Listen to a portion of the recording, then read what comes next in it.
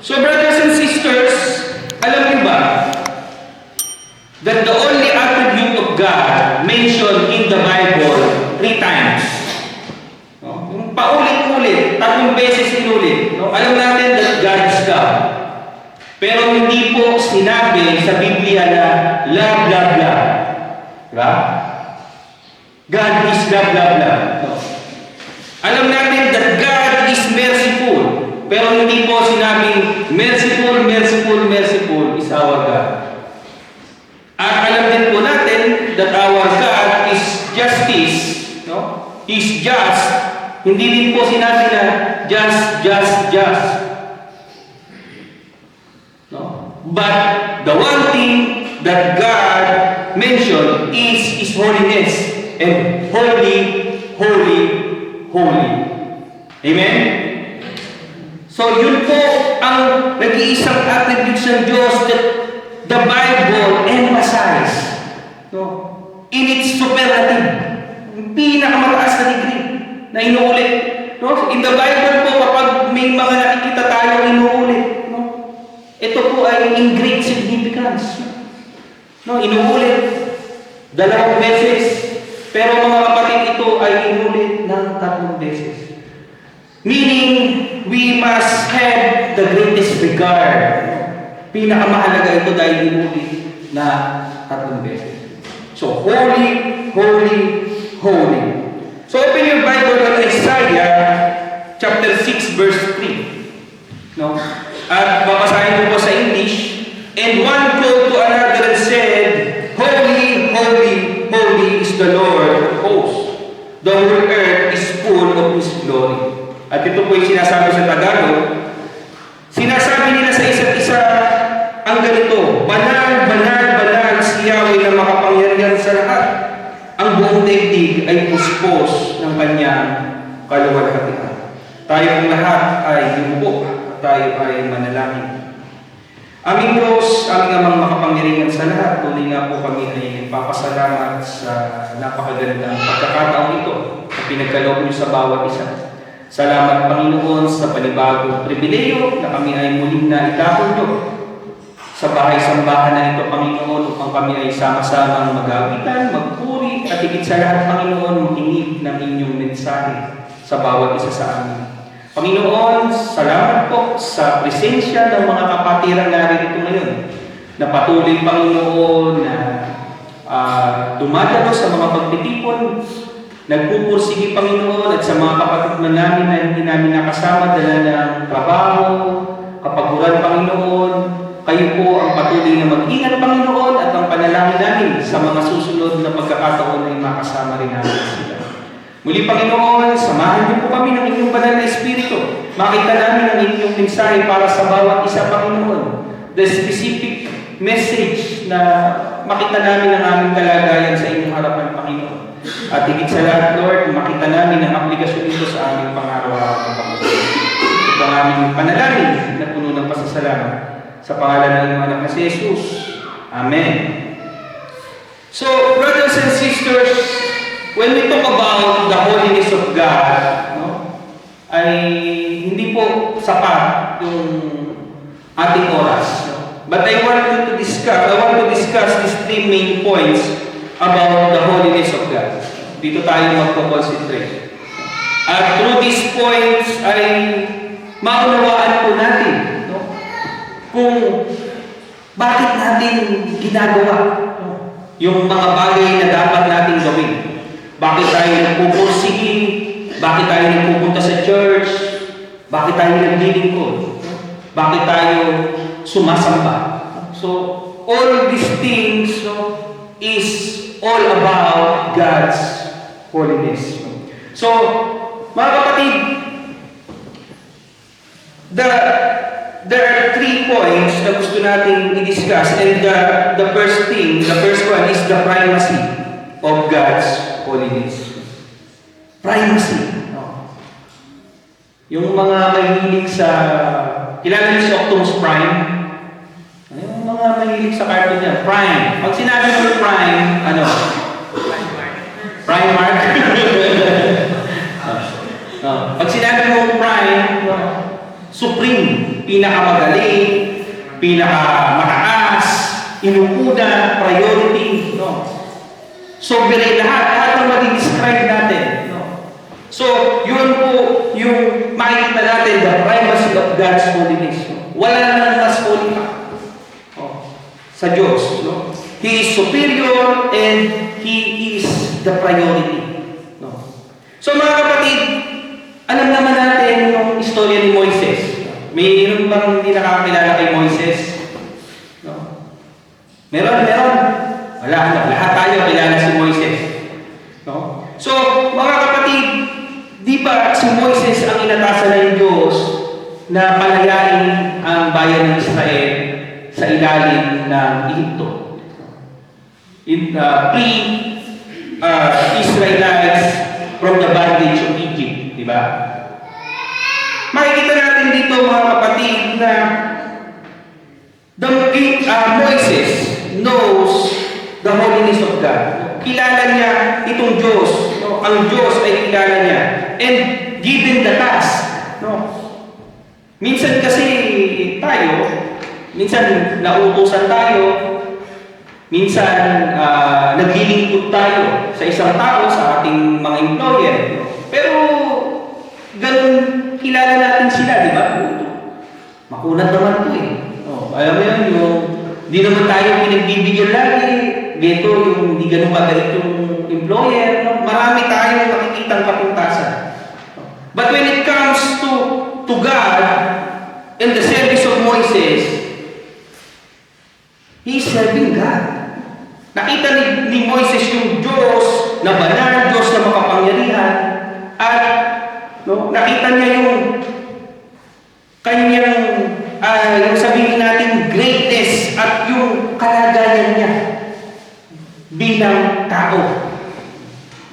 Alam niyo ba yung kalagayan natin bilang tao at Diyos bilang Diyos? Hindi natin ma-describe kung gaano kalayo ang distansya niyan, mga kapatid. Hindi natin kaya i-describe because God is, hindi natin ma-comprehend yung kanyang pagka-Diyos. And this holiness na binabanggit natin. So, makikita natin dito that being Moises, being Moises na siya yung Moises at yung paglilingkuran niya ay Diyos na banal, nakita niya na siya mismo ay kailangan maging deserving. Nakikita ba natin yung sarili natin minsan kung gano'n? Nagsaserve ako dito. Diba, siyempre, pag may mga okasyon, diba? Magsiserve ba kayo ng may bisita yung amo nyo tapos hindi kayo nakaayos?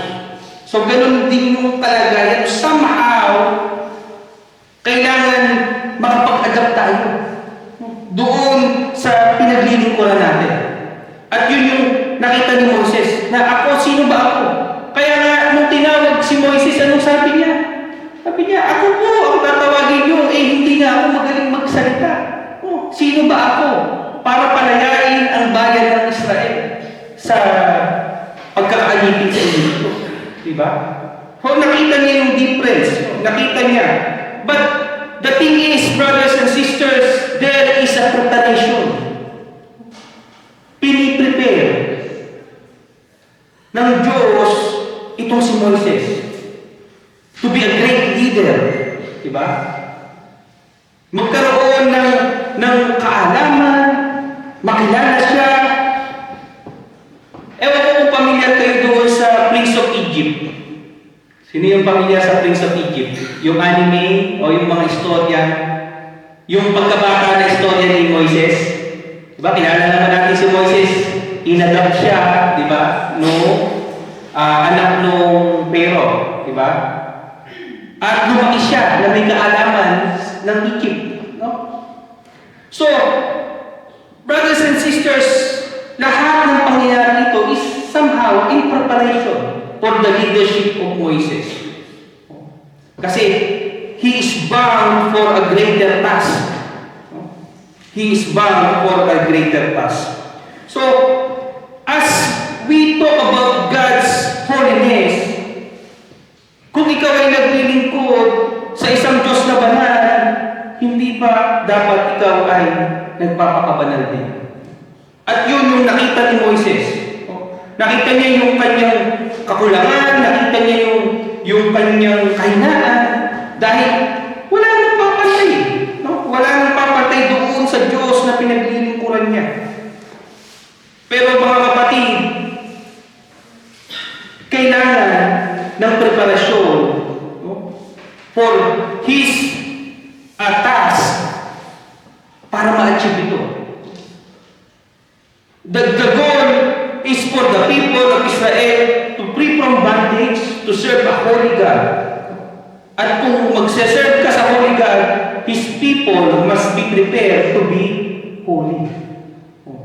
So, yun yung great task ni Moises. Hindi lamang para palayain sila, papalayain ng bayan ng Israel, kundi i-prepare din ang bayan ng Israel for holiness. Kasi ang magligtas, ang nagliligtas sa kanila ay isang Diyos na banal. So, pag kukunin natin ito mga kapatid, doon sa istorya ni Moises.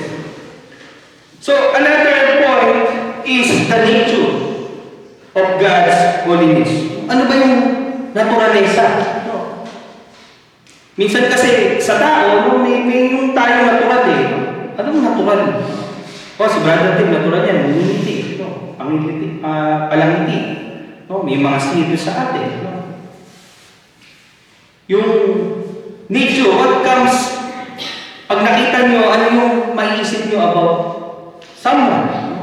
So, when it comes to the nature of God's holiness, brothers and sisters, it is unique. It is separate. And it is exclusive. Parang puro synonyms lang yung pastor. Parang pare-pareho lang din ang meaning. Pero mga kapatid, pag tinignan natin yan sa aplikasyon natin, sa pang-araw-araw natin, o tayo bilang mga mananampalataya, makikita natin kung ano dapat yung ating kalagayan. Kung maalala nyo, nung tinawag si Moises, ano yung manifestation? The burning bush. Diba? Yung bush na nasusunog siya pero hindi nakukonsume. So, doon pa lang, we can see the uniqueness. Nakakita na ba kayo ng isang bagay na nasusunog pero hindi nauupos? Kahit itong kandila natin, nauupos siya, nasusunog.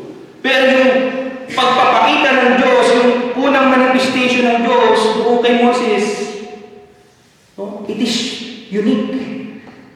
Nasusunog pero hindi nakukonsume. At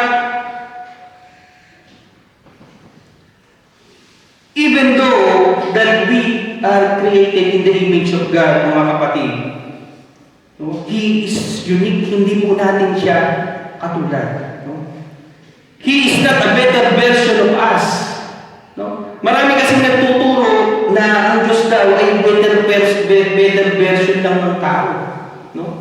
Kaya nga, marami rin mga aral na sinasabi, if only you set your mind on something, pag inisip mo daw, pinagbutihan mo, magagawa mo ang lahat.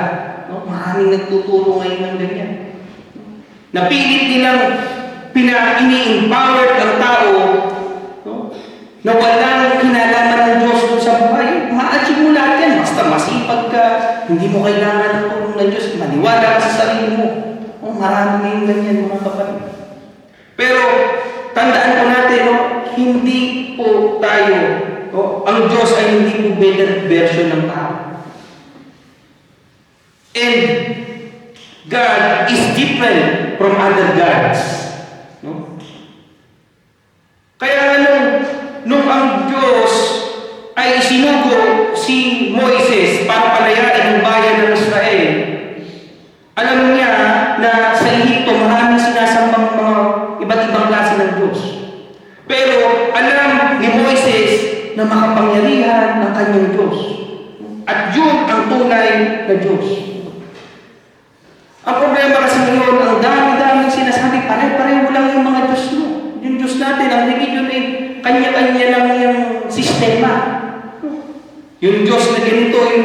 sinasamba sa ganito, sumasamba sa ganito.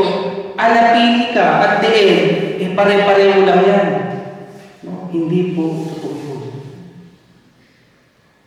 Our God is unique, no?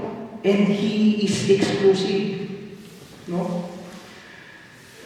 Moses had to understand and believe beyond the shadow of doubt that God was an exclusive God. That He is greater, stronger, purer, and better in all ways than any of the Egyptian gods. Kung ba naman ba susugod ka doon? Kung alam mo yung pinaglilingkuran mo ay ganun-ganun lang. Alam mo na inferior. Di ba hindi? Dahil alam ni Moses kung sino ang kanyang Diyos, kung sino ang kanyang pinaglilingkuran. Kaya mga kapatid, when we talk about the uniqueness, when we talk about exclusivity, exclusive ang Diyos. Nung ibinigay ng Diyos kay Moises ang 10 utos, no? Na ito ay nakakalungkot, na may mga reliyon na pilit itong binago. Ang sabi doon sa Exodus 20, no, ito yung 10 Commandments, verses 1 to 5, yung titingnan natin. Sabi, and God spoke all these words, saying, I am Jehovah your God, who has brought you out from the land of Egypt, from the house of bondage. You shall not have any other gods before me.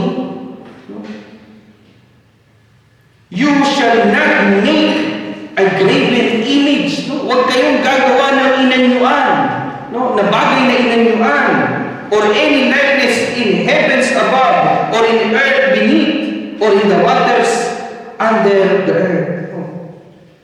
You shall not then bow to them, and you shall not serve them, for I am Jehovah your God, a jealous God.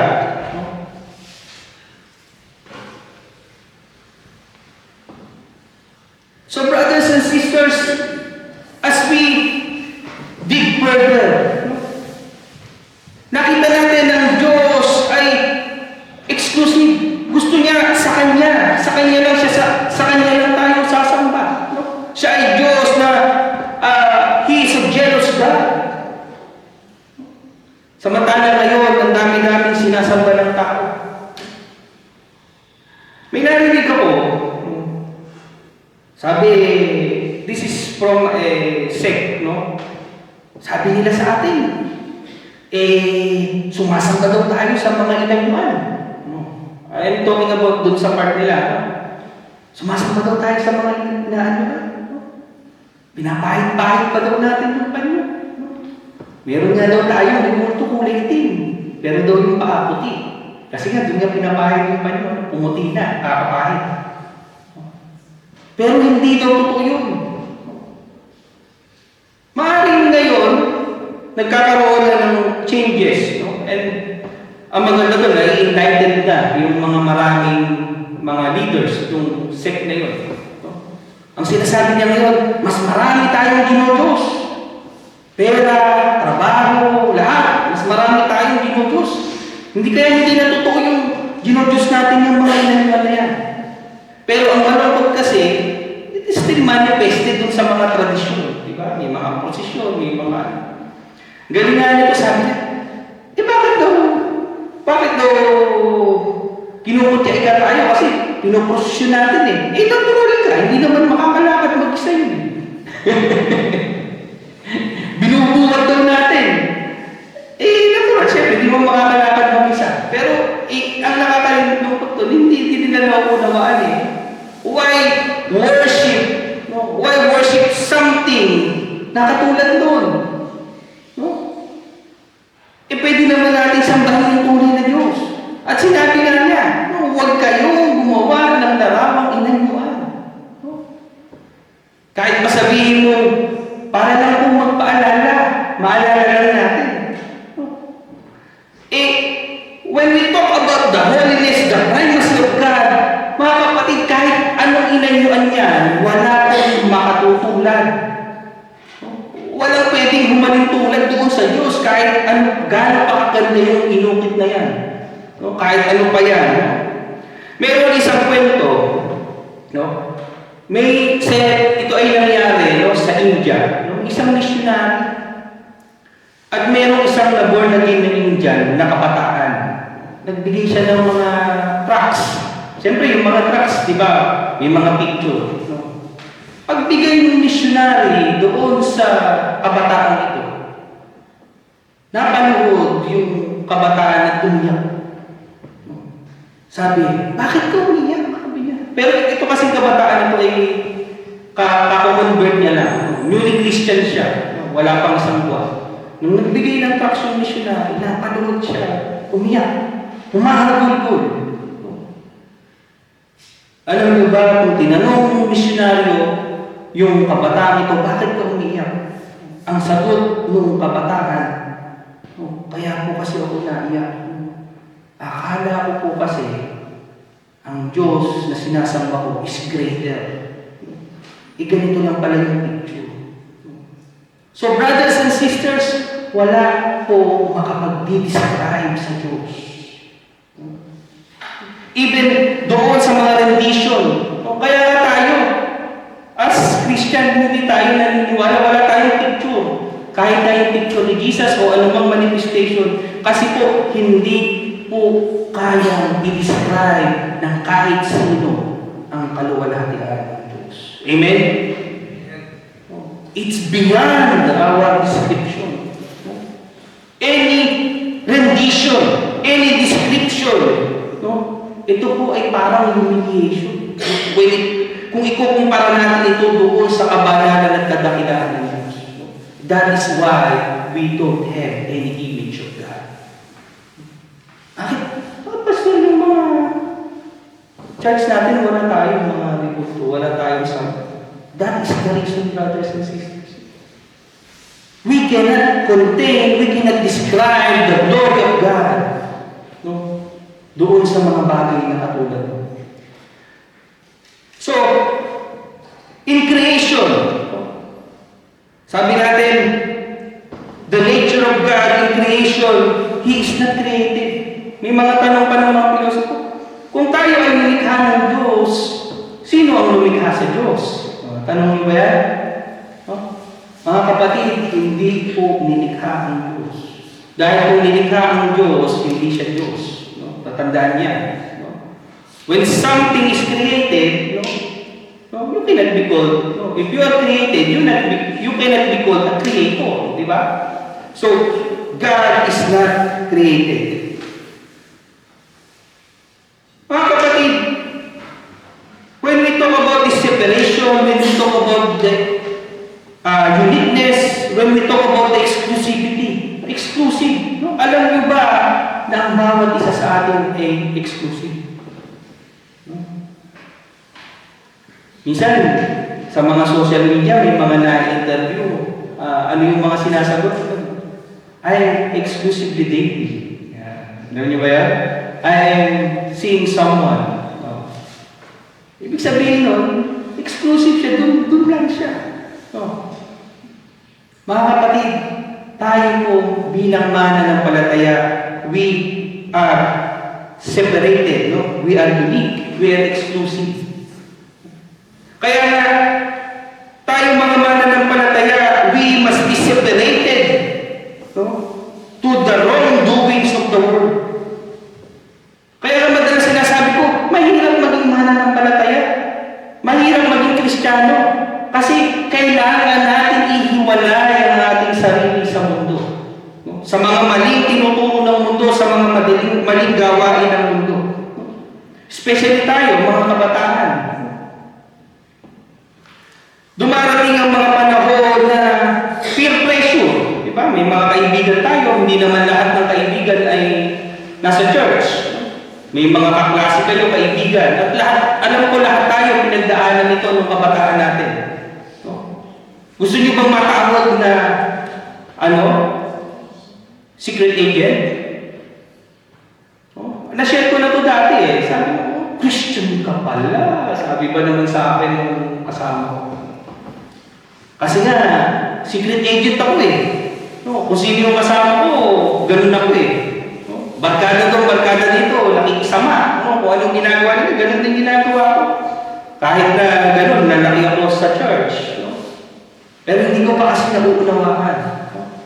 At nung mga time na yon, sa pulpito, hindi yan sinuturo ng mga pastor. Ito, yung mga tumasawa ko, yung mga ipag ko.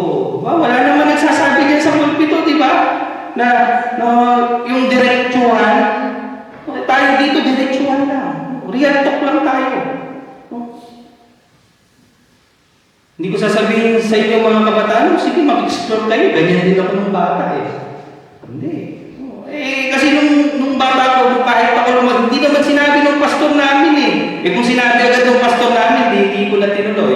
Ngayon, sinasabi ko sa inyo. Kaya hindi nyo natutuloy.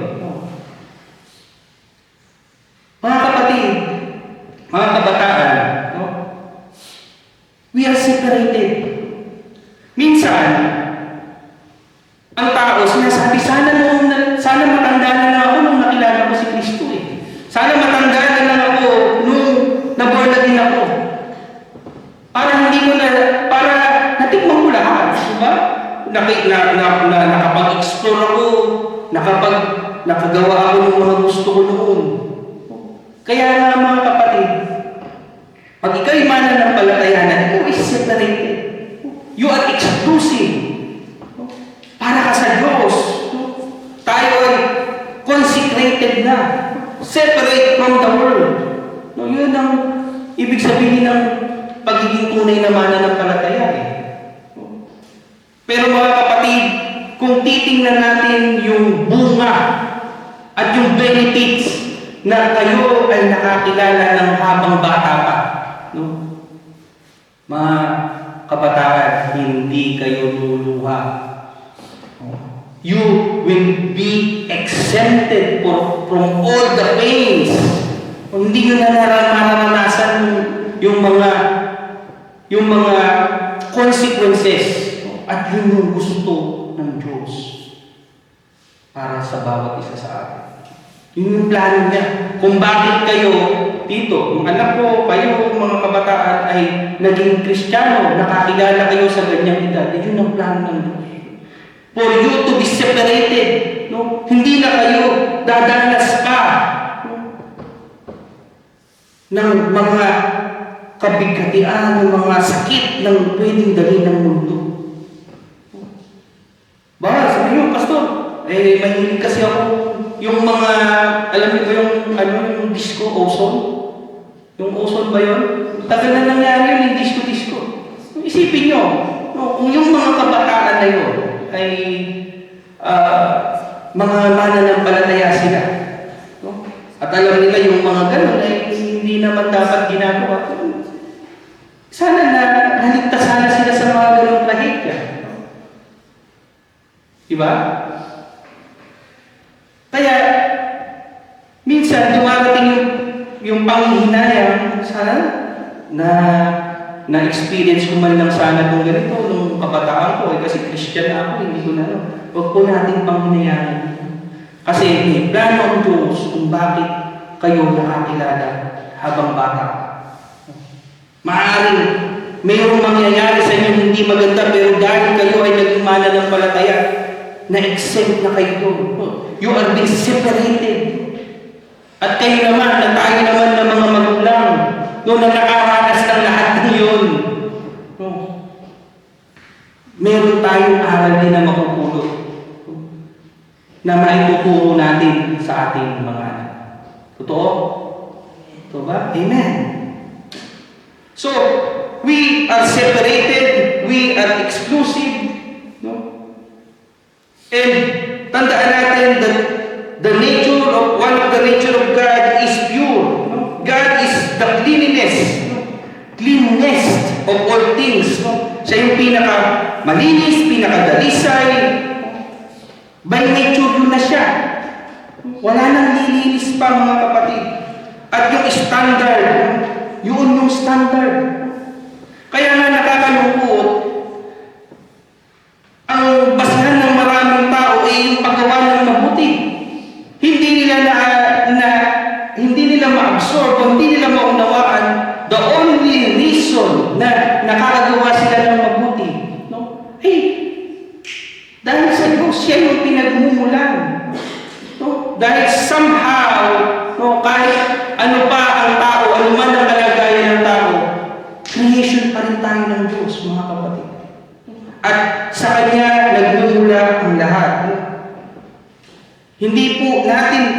tayong maging kahit konti ay mabuti o kahit konti ay maging righteous na sa atin lang. Lahat po yan ay galing sa Diyos. Kaya ano yung sinabi kay Moses? Hubarin mo yung iyong sandalyas. Ano ba yung ibig sabihin nun? Kasi nga, yung mga sapatos natin, yung mga sandalyas natin, marumi.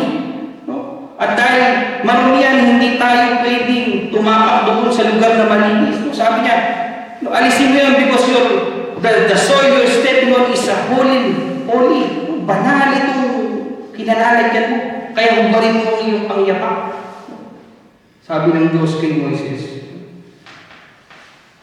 Kaya nga mga kapatid, if we only see yung ating kalagayan sa harapan ng Diyos, napakadumi natin. No? Minsan, pastor, hindi naman wala naman akong bisyo, wala naman akong inaagrabyado, wala naman akong ginagawang masama. Pero mga kapatid, when it comes to our God, nung haharap tayo sa Diyos, ano man yung kalagayan natin, kahit ito na yung pinakamaganda, pinakamalinis, wala pa rin po ito. No? Wala pa rin ito kung ikukumpara natin doon sa kalagayan ng Diyos. Kaya kung maunawaan lamang natin ito, mga kapatid, it will cause a chain reaction. Minsan, sa ating pagpunta sa church, kilala natin, napakabanal ng Diyos, napakamakapangyarihan, tapos ganun-ganun lang tayo. Wala tayo yung drive, wala tayong preparation, maging sa pagdadamit natin, yung ugali natin kasi hindi natin nakikilala. Pero pag sa amo, masungit ang amo, ayaw nang nalilig, di ba? Bakit ganun? Samantalang ito, Diyos ito tinitik for granted lang natin. No? Kaya, kailangan talaga natin to understand at ma-inspire. No? Yung goal natin, ma-inspire tayo to know God more. His holiness sa ating mga buhay. No? Pure, He is pure at siya yung kagalang-galang. God's holiness makes Him exclusively worthy of worship. No? Kaya nga yung salitang reverend yung mga pastor, ako pastor pa lang, hindi ako ordained. Pag ako na-ordained, magkakaroon na ako ng reverend, yung rev. No? Pero wala kwenta yung title na ng mga pastor kumpara doon sa pagiging talagang kagalang-galang. Because He deserved all the respect, no? At yung pagiging reverend niya, mga kapatid, no? Deserve our worship. No? Alam niyo ba, the reason bakit iniligtas ng Diyos ang kanyang bayan mula doon sa pagkakaalipin ng Egypt? Alam niyo? Alam niyo yung main reason? Bakit niya iniligtas? Is for them to worship Him. Yun lamang. Iniligtas niya ang kanyang bayan ng Israel para siya ay sambahin. I-separate itong bayan na ito. Kaya nga, yung lahat ng yung separation, uniqueness, exclusive, di ba kaya ang daming bawal sa kanila? Di ba yung mga pagkain ng ganito, in the book of Leviticus, ang daming bawal na pinagbawal kasi gusto ng Diyos ma-separate yung kanyang bayan. Ma-distinct. Gusto ng Diyos na siya lang yung sambahin. Kaya nga mga kapatid, as we grow in our spiritual lives, habang lumalago tayo sa ating kaalaman, umaangat ang ating spiritual life, mas marami tayong makikitang mga restrictions sa ating mga buhay. And that's the reason kung bakit maraming Kristiyano, maraming tao ayaw maging Kristiyano. Minsan nga, mas alam pa nila Alam niyo ba yun? Yung mga hindi mananampalataya, mas alam nila yung mga dapat hindi nila ginagawa Kristiyano na ngayon, hindi nila alam kung ano yung dapat nilang sineseparate. Kaya nga mga kapatid, we must be attentive. Ito dapat yung nakikita natin sa ating buhay. So, when we talk about this reverence of God, God's holiness inform us that salvation isn't merely a ticket to heaven or a thoughtless prayer or insurance against the fire of hell. Dapat makita natin mga kapatid na hindi natin ginagawa yung mga bagay-bagay doon para sa kaligtasan. Makita dapat natin ang ating mga sarili na tayo ay nagsusumikap, nagpapakabanal dahil banal yung ating sinasamba. Banal yung ating pinaglilingkuran. At yung pangatlo nating point, the character of God's holiness. God is good. All the time, God is good. Hindi po kayo makakakita sa Biblia na ang Diyos ay mabait. There is no such thing na mabait. Dahil yung lagi kong sinasabi, meron bang salitang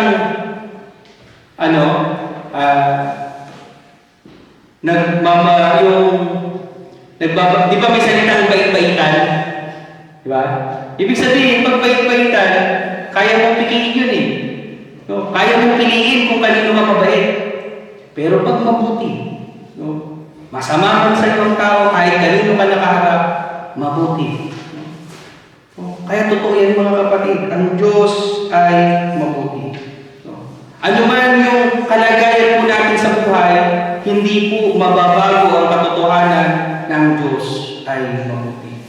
Dumadanas ka man ng kahirapan, dumadanas ka man ng kaginawahan, pareho po yan, ang Diyos ay mabuti. Kahit anong circumstances natin, kasi madalas sa buhay ng tao, agagawan din natin yan.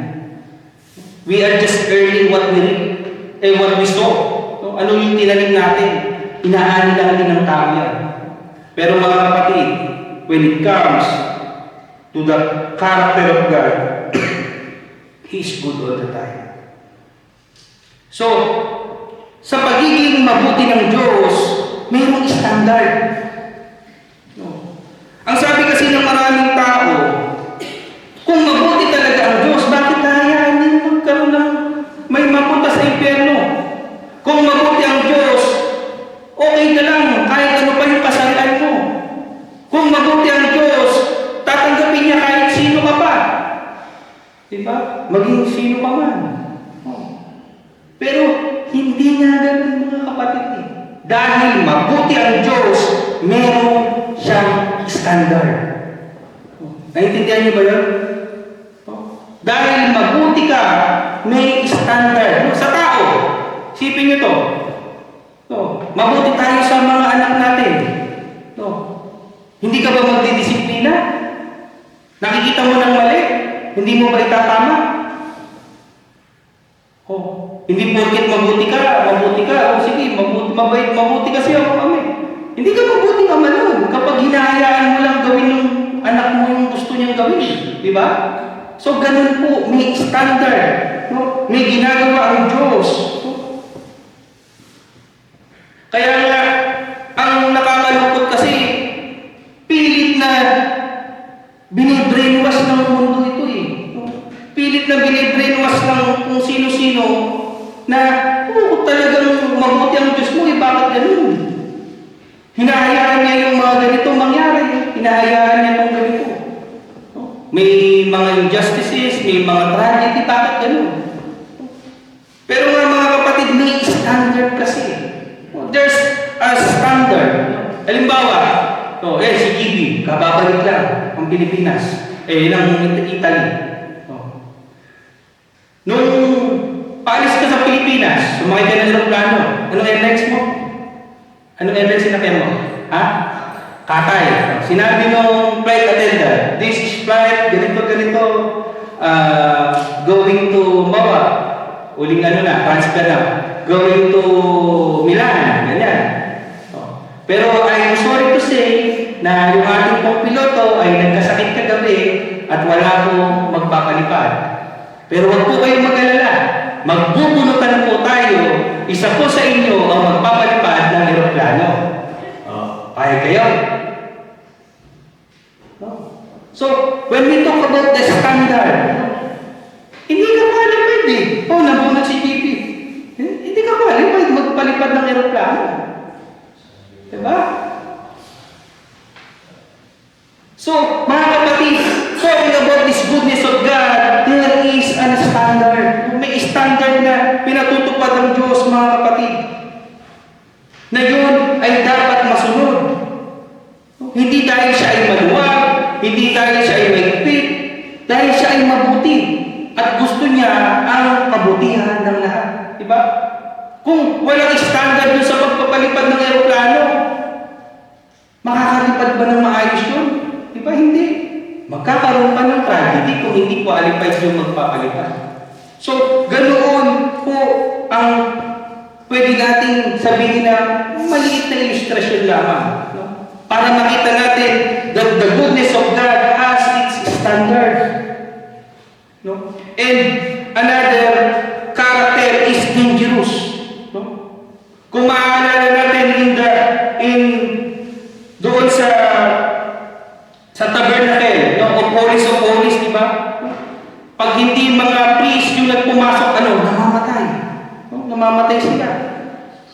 Maraming mga magagandang bagay na ang ganda-ganda, pero pag hinapitan natin, mamamatay tayo.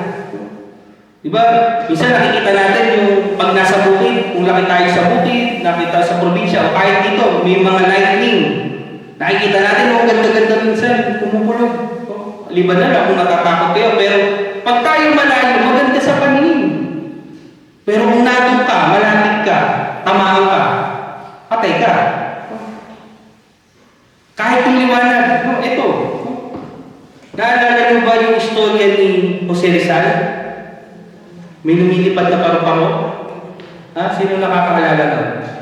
Hindi nyo naalala yung Dolomitang rin yung Hercules Turismo? Gamo-gamo. No? Lumilipad, no? Sabi, ang ganda-ganda. Pero nung lumapit, matay ka, masusunog ka. So, ganoon ang kalagayan natin, mga kapatid. Mabuti, pero at the same time, ito ay mapanganib. Kung maaalala natin yung istorya pa rin ni Moises, no? Sabi, ito, gusto kong i-paraphrase ito no? Ito yung makikita natin doon sa Exodus 33, 18 to 23, no? Gusto ko lang magkaroon lang ng konting improvise lang natin para makita niyo yung picture, no? So sabi, kung tayo siguro yung nandun sa kalagayan ni Moises, no? Ito yung time na bago ibigay yung Ten Commandments, no, napalaya na yung mga Israelite, no? Nandun na sila sa paanan ng Mount Sinai. No, packet na si Moises doon. Nandun na si Moises, no, actually. Sabi niya, Lord, nakita ko na yung mga miracles eh. Oh, nakita ko na yung mga ginawa niyong himala. Oh, pwede ba magpakita naman kayo sa akin? Yung pinakilala lang natin, pinaparaphrase ko lang. Pero sabi ng Diyos, alam mo na kapag wala pang nakakita sa akin na nabuhay. Pero, dahil gusto niya, sige, ahayaan kitang makita yung likod ko. Imagine, likod lang yung ipinakita, tinakban pa nung sabi doon sa, kung babasahin natin ito, tinakban ng Diyos yung kanyang mga mata. At tinago siya doon sa bato para makita lamang niya yung likod. At nung bumaba siya doon sa mga tao, sabi ng mga tao, ano, Moises, takpan mo nga yung mukha mo. Kasi nasisilaw kami. Imagine yung likod lang yung nakita. Kaya nga pag nakita yung mukha ay mamamatay. So, nakita natin dito, it is very dangerous. Yung nature ng Diyos. Hindi, bino mo si Moises na ito. Nag-request siya. Pero yun nga ang sabi, likod lang yung makita. Parang nagliligaw, siguro parang nagliligaw yung kanyang mukha nung siya bumaba, no? Kung nakita nung kanyang yung mga fellow Israelites niya. So mga kapatid, God's character of holiness is good, is dangerous. At ang Biblia po, no? Ang Biblia ay nagtuturo sa atin ng patungkol sa kabanatan. Ito po ang pagpapakilala ng Diyos sa kanyang bayang pinili. In all the historical Bible accounts, ang gusto po ng Diyos is to separate His people. At tayo, na we are Christians today, hindi tayo mga Hudyo, tayo mga hindi. Hindi man tayo kabilang doon, but because of our faith in our Lord Jesus Christ, kasama na po tayo, no? Spiritually, no? Dito sa bayang piniling ito. Lahat ng tumanggap sa ating Panginoon bilang Diyos at tagapagligtas, kasama tayo. So we are separated. We are exclusive. Ang sasambahin lamang natin ay ang Diyos, ang tunay na Diyos na si Yahweh. Without God's holiness, there is not a motivation for repentance. No understanding of the need for forgiveness, and no comprehension of the importance of the new birth. Ito po ang sasabihin ko sa inyo mga kapatid. Kapag ang isang iglesia, ang isang church ay hindi nagtuturo ng kabanalan, hindi nagdidisiplina, mga kapatid, tumakbo po kayo palayo dito.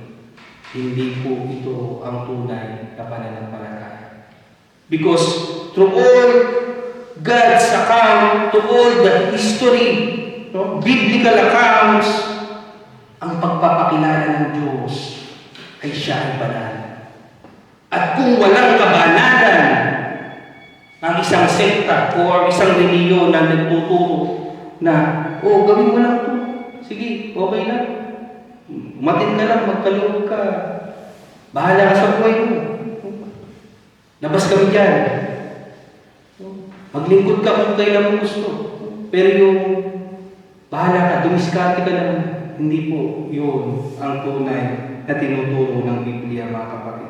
Ang tunay na aral ng Biblia, ang tunay na mabuting balita, ay meron tayong banal na Diyos na nag-uutos din sa atin upang tayo ay magpakabanal.